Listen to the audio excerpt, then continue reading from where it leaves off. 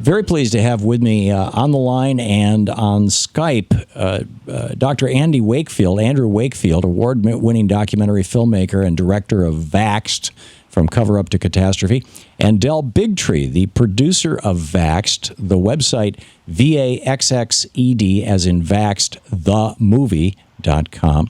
And Dr. Wakefield and Del Bigtree, welcome to the program. Thank you for having us. Thank you. It's great to have you both with us. So let me start with you, Del. You produced this show. You put this thing together.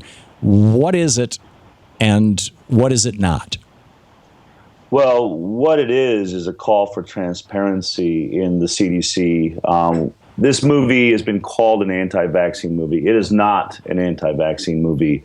My background is 6 years as an Emmy Award-winning producer on the daytime talk show The Doctors. I believe in celebrating the greatness in medicine, fantastic doctors, amazing science. So when I came upon this story that a CDC whistleblower, one of our top scientists in the most important agency of health in the world, came forward and said that this MMR vaccine study that they had participated in 2004, basically he laid out a mission of data, throwing data away, kicking kids off of a study, all in an effort to hide the fact that the vaccine could be causally linked to autism.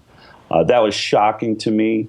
It's terrifying, and that's what this movie is about. This movie is an investigation into the CDC whistleblowers' claim that one vaccine, the MMR vaccine, appears to be causally linked to autism, and the CDC, who's supposed to be protecting our health, has hidden that fact. So our children are in harm's way based on a celebrated government official. That's what this movie is about. It is not about any other vaccine. It is about trying to make this vaccine safer and also trying to see if the CDC is at all capable of testing our vaccines, since clearly in this case they appear to have committed fraud.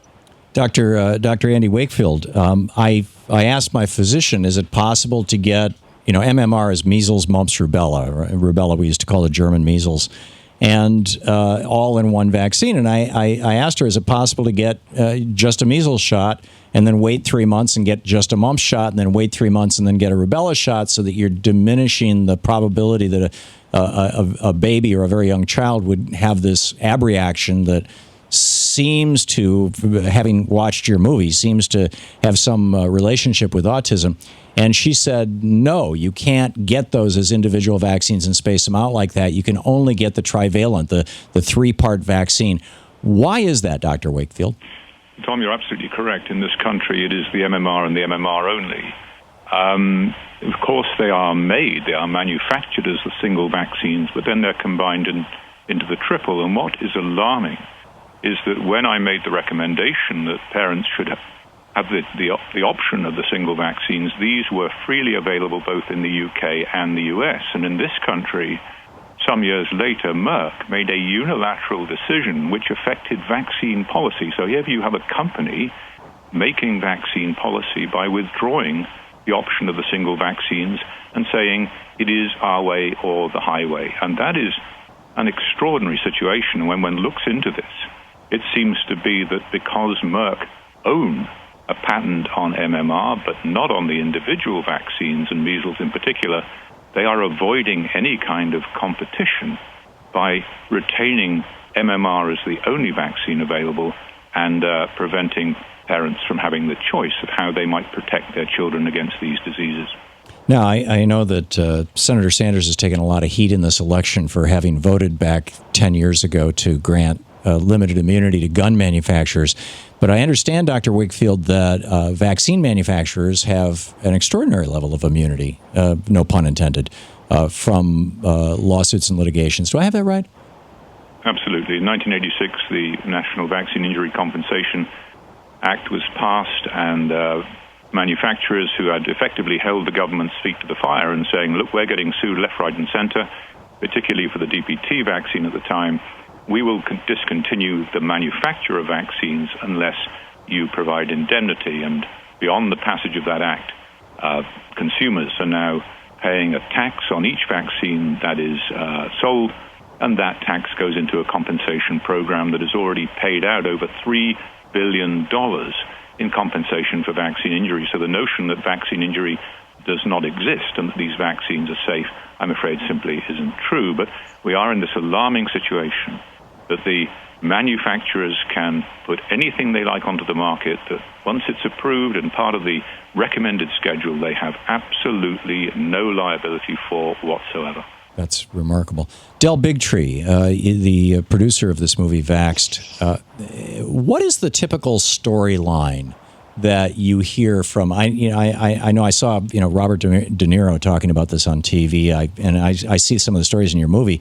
What is the typical storyline that parents tell you who have autistic kids? Is there a characteristic storyline, or is it just at some random time autism appears and they think, well, maybe it was the vaccine? Well, even working on The Doctors, which is sort of what first alarmed or alerted me to this story, were the amount of parents that were writing in and saying, you need to tell my story. The MMR caused my child's autism. And the story is almost identical. Parents, tens of thousands, maybe hundreds of thousands of parents worldwide now have all tried to alert us to this fact. The story goes like this. My child got the MMR vaccine. That night or the next day had a high fever, then went into seizures. Once those seizures stopped, sometimes the seizures aren't there, but high fever, listless, then suddenly a regression. All of a sudden, within days, if they were walking, they suddenly are falling over, losing the ability to walk. Some of them have up to 100 words, start losing the ability to talk, and to the point where they can't talk anymore. So what we're talking is an environmental impact upon the child that regresses them out of the development they're at, and they fall backwards into different levels of sometimes virtually a catatonic state. You hear that story over and over. As I said, tens of thousands, maybe hundreds of thousands of parents telling that same story, and yet the scientific community writes that off as coincidence. I think a coincidence, 3 or 4 people maybe sort of telling the same story. But when you get to the numbers we're at now, clearly science is ignoring the ultimate scientific test, which is how does this vaccine work in the real world? And clearly it is hurting a lot of children. It's amazing stuff. Dr. Wakefield and Del Bigtree, we have just 1 minute until the break. I'm curious if you guys can both, I have no idea what your schedules are, and we had just booked you for this first block. Can you stick around for a while? Yeah, I can stick around. And Dr. Wakefield? I can stick around until the end of the top of the hour, and then I have to go. Okay. Yeah. Oh, that's great. If we can take 45 minutes, I would love to open the lines and take phone calls from people. I'm going to ask Danielle to go through and ask our callers who are on hold about politics to drop off, and so that people can call in with specific questions for you guys, because this is a big deal. This is the movie that Robert De Niro wanted to play at the Tribeca Film Festival. Did he participate in making this movie, Del? No, he did not. Okay. He was not.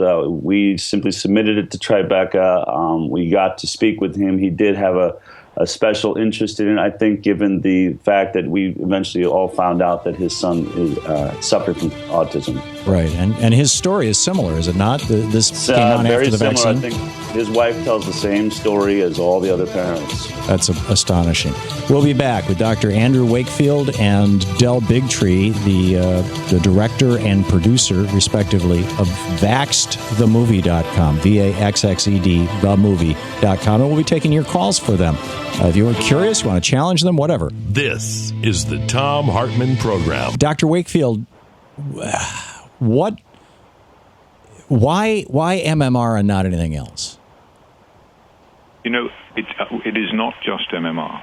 I think what it is a toxic load to children that exceeds their ability to detoxify. Now, that's a very reasonable theory, and the truth is we do not know precisely how these vaccines cause autism. This film is about MMR because the whistleblower provided us with hard facts that attested to the fraud that they had committed, and we have confined ourselves to the facts. But nonetheless, there is an abundance of medical literature out there that says the mercury preservative in these vaccines is causing neurological injury to children, that the aluminum that is used to boost the immune response that is put in these vaccines, these are known neurotoxins, is contributing to injury. So it is a toxic soup. and we have accelerated the program so dramatically and so substantially beyond the passage of that Vaccine Injury Compensation Act and the absolving of the industry of any responsibility. Suddenly the market opened up, but the situation has now become incredibly complex. But we do believe that if we can open the door with this admission of fraud from the CDC, then we will get access to the evidence that other vaccine injuries, other harms that have been caused by these vaccines will be exposed. Yeah. Do you mentioned DPT earlier? That's diphtheria, tetanus, and pertussis, is it? Correct. Yeah. That's another trivalent vaccine, or another three viruses all at the same time hitting your immune system. Are there still concerns about that vaccine? There are, and the concerns originally, before it was made safer, is that it was causing profound neurological injury in many children, for whom many were compensated. They then made the acellular pertussis form of the vaccine, and the concern now is as much about the lack of protectiveness, the failing protectiveness of that vaccine, because it is not as powerful as the original vaccine, albeit that original vaccine was more dangerous. So now we have another dilemma that was unexpected, unintended, but is nonetheless a real and present concern for children in this country.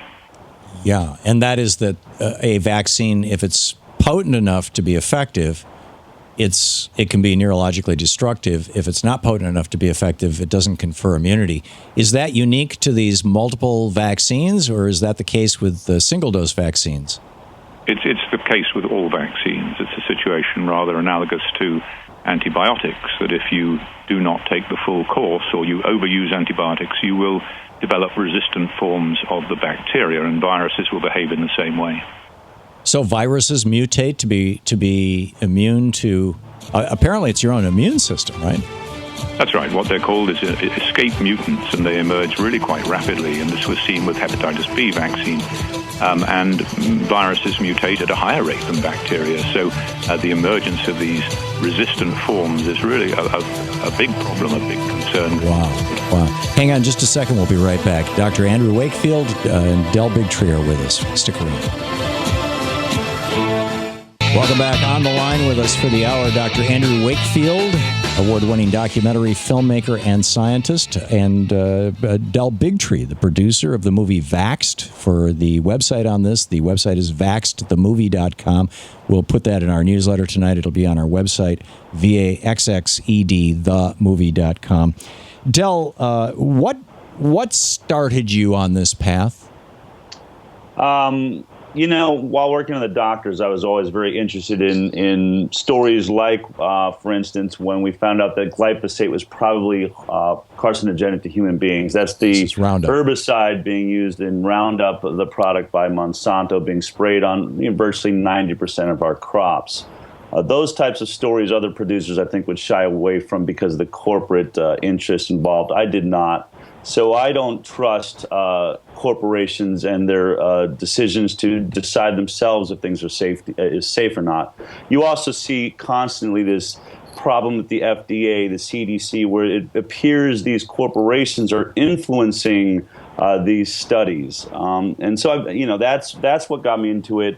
Doing stories like that, an insider called me and said there's a whistleblower at the CDC that's going to come forward and say that they committed fraud in the MMR study and they know it's causing autism. That's how this started. That started the investigation that led me over the course of several months to meeting Andy Wakefield, who was making a film about this very story. He was closer to it. Brian Hooker, Dr. Brian Hooker, who had received the call from the whistleblower, Dr. William Thompson. Brian Hooker was who Dr. Thompson was confessing basically his sins to, and Brian reached out to Andy, and they started making this documentary. So they'd been at it for about 6 months. I heard about the story. I wanted to see it. I flew myself down to Andy's house in Austin, Texas, watched the film that he was making, and realized that it was the most important story in my lifetime. And I wanted to do everything. I just really wanted to bring my specialty was delivering medical and science information to millions of people on a massive level, So I just worked with Andy, who's incredibly brilliant and had a brilliant film, but making it just as tangible as absolutely possible to the viewer to understand some fairly complex science. And that's what I think the film does very well.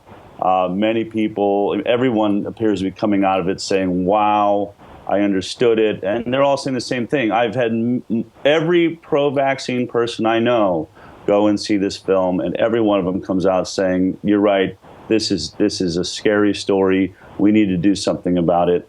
The CDC has failed. It's failed us.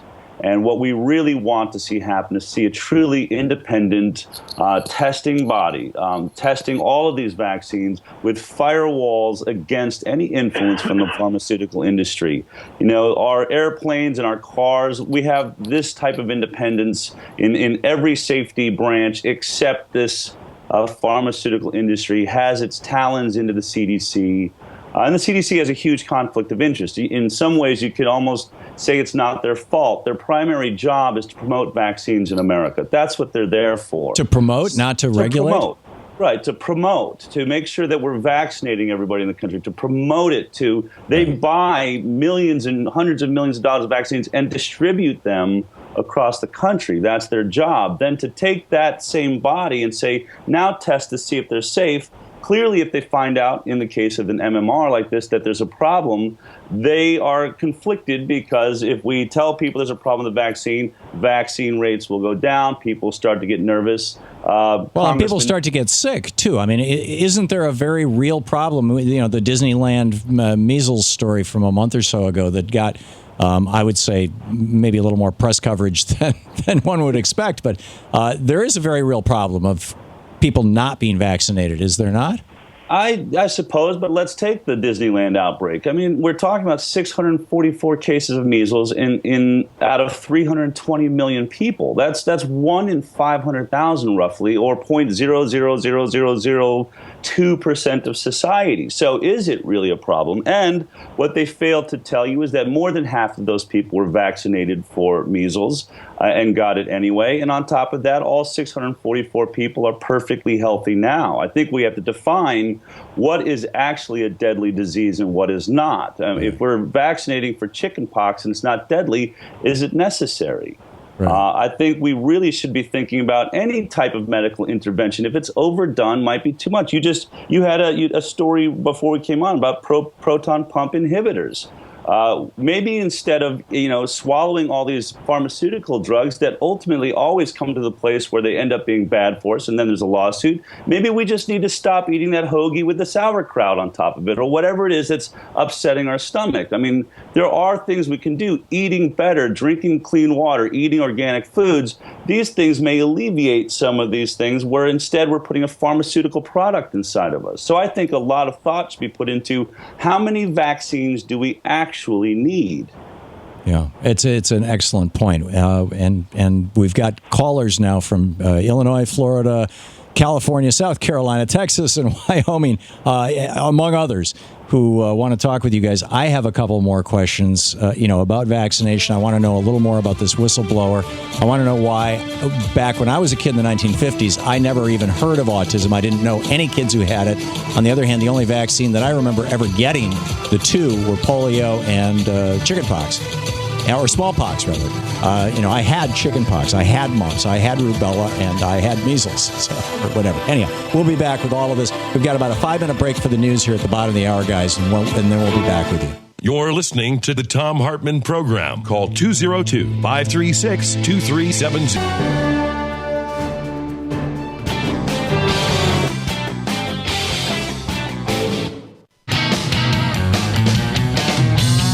Welcome back. Thom Hartmann here with you, occupying the media 3 hours a day, 5 days a week. We have on the line with us Dr. Andrew Wakefield, award-winning documentary filmmaker and director of Vaxxed, From Cover Up to Catastrophe, and Del Bigtree, the producer of Vaxxed the movie.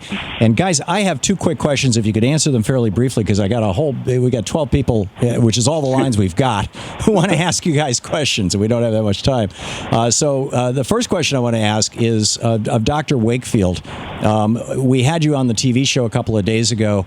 We pushed it out into the on YouTube and into the Twitter sphere and everything else, and a whole lot of people came back at me going, Andrew Wakefield is a discredited scientist. How do you respond to that?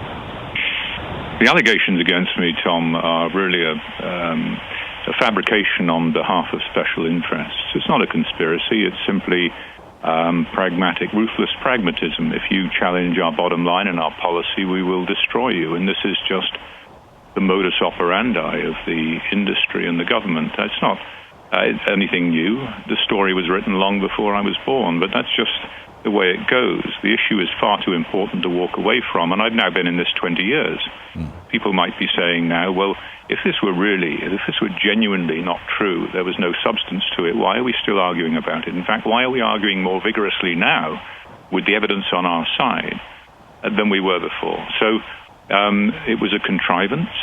Everything we published in The Lancet back in 1998 has proven to be true, and in fact, it was our hypothesis that the CDC tested in their study that was ultimately fraudulent, and it was correct. And it's just a fact of life that the parent's story from the very outset, as Dell has spelt it out, was correct. And we need to resolve this issue as quickly as possible. I'm not going away. I will be here till the end of this story, and when it reaches its natural conclusion, then we can move on. Okay. Dell, who is this whistleblower that is at the center of your movie, and why is his testimony consequential?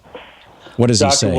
Dr. William Thompson, there was 5 scientists involved in the 2004 MMR autism study. It was looking at the connection between this vaccine and autism, and specifically looking at timing. The hypothesis was, if there's a problem, is the younger you get the vaccine make you more likely to have autism than older? And that's what they found in several groups. For instance, in African-American boys, they're 3.36 times more likely to develop autism if they get the vaccine between 12 and 18 months versus if we just waited till after 3 years old. Now, Thompson... That's 336% more.